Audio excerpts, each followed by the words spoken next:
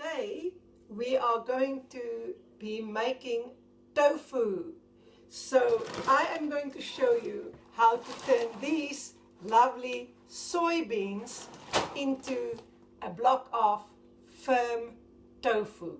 You're going to need just a few specialized equipments for this. This is basically two normal plastic baskets that I bought. I just took the one and created holes in the bottom so that it can drain better. They fit into each other like this, and the top one basically squeezes. And then you're also going to need some cheesecloth. We're going to start off by soaking the soybeans. I am going to do only a small cup measure. I just do it overnight. It's easier for me. Then I have time in the morning to do the rest of the process. Our soybeans have been soaking for the whole night, and I'm going to give it just a rinse or two in clean water before I continue the process. For the blending, or grinding if you want, you're going to cover the beans with just enough water so that it's basically almost at the same level of the beans. I'm using a stick blender, so mine is staying in the jug, but in your case, if it's a jug blender, you're going to put it over into the jug blender now. We are blending this until it is pretty much almost a smooth paste-like consistency. Please use a big pot. This is only going to be about 1 liter of liquid, but I'm using a 6-liter pot, and you'll soon see why. Add 4 cups or 4 measures of water into your pot, and also the soybean paste. And a little bit of salt. We're bringing this to the boil, and please don't walk away. You're going to have to stir this continuously.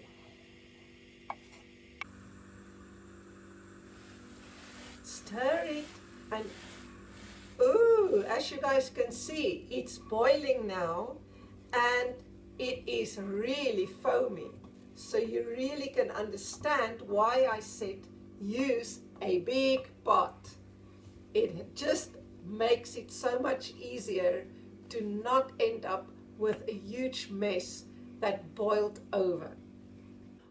We're going to continue this process now, stirring it continuously while it simmers for about 20 to 30 minutes.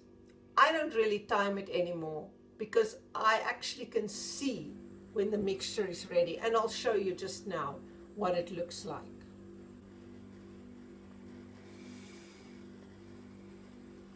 As I said, I do not really time it, but this is about 20 minutes later now, and you can clearly see how we have lost most of the foam. It is still boiling and simmering away, but it is not foaming up anymore.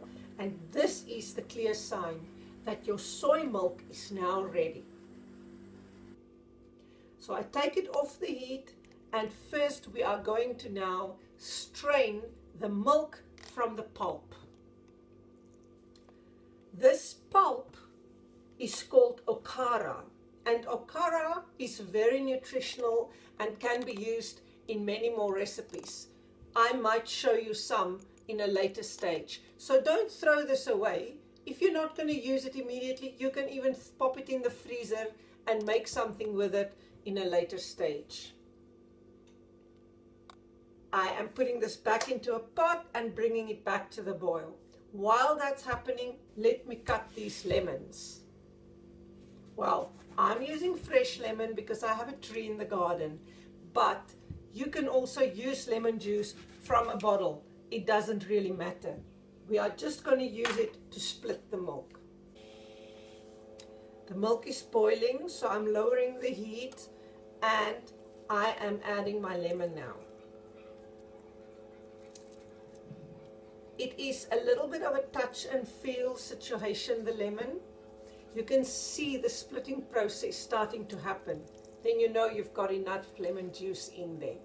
You can now switch off the heat completely and give it a good stir and let it sit just for a minute or two to make sure that it fully splits away. As you can see, this milk has now completely split and we are going to strain it. So we're taking our cheesecloth now and I'm just first straining off most of the water, so I'm using it like this. And now we are ready to put it in our mold. Obviously, this mold is not going to be pressing it, and we want firm tofu. So I'm just taking some beans or anything dry ingredients that doesn't get hurt in the fridge to throw on top of this little homemade press of mine before I put it into the fridge. I normally put it in the fridge, just stay there overnight. Then I get a nice firm tofu, but I would say 3-4 hours down the line you should have quite a firm tofu already. So if you don't want to wait yet another night before you use your tofu, that's also okay. This tofu has been overnight now, weighted down well, and I am going to take it out of the tofu press so that we can see what we've got. As you can see, I've got quite a thin slab because I didn't use that many beans and my press is not that small. I'm not going to use my tofu right away to cook something, so I'm putting it in an airtight container, covering it with water and back into the fridge. It can stay fresh and good to use for up to 4 or even 5 days, but I would suggest that you do replace the water every day. That will actually help it to stay fresh for longer. Well everyone, I hope you enjoyed this video. I hope that you are inspired to go and make your own tofu at home. It's super simple, takes a little bit of time, but it's really easy and very, very tasty tofu.